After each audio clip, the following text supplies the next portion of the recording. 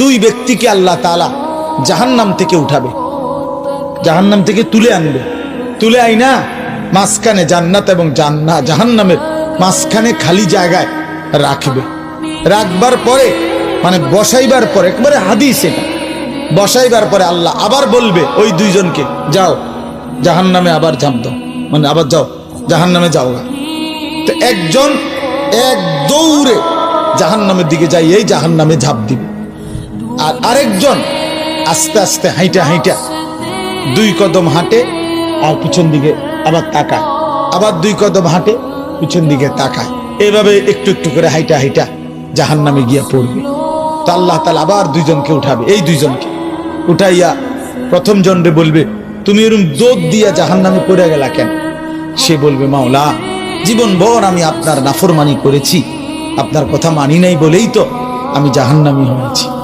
আজ যখন আপনি আমারে জাহান্নাম থেকে তুলে ওই মাঝামাঝি জায়গাতে রাখছেন, রাইকা আবার যখন কইছেন জাহান্নামে যাইতে, পড়তে, লাফ দিতে, তো এটাও তো আপনার একটা হুকুম।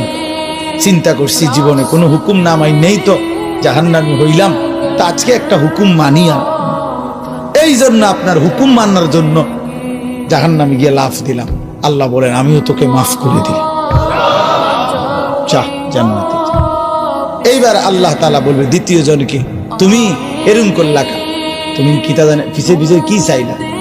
তো সে বলবে, মাওলা আমি তো জাহান্নামী, আমার আযাব তো হচ্ছিলই, তো আপনি যখন আমারে জাহান্নাম থেকে তুলে এই খালি জায়গায় আইনা বসাইলেন, আমি ভাবছি আপনার মায়া লাগছে, আমারে দয়া করবেন, আমি মনে করছি আমারে মাফ করে দিছেন বা মাফ করে দিবেন, এই জন্য উঠাইয়া আনছে।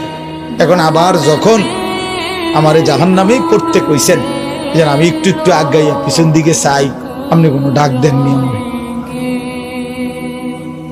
আপনার মায়া জানি আবার লাগেনি কোনো, আপনি আমারে ডাক দেননি।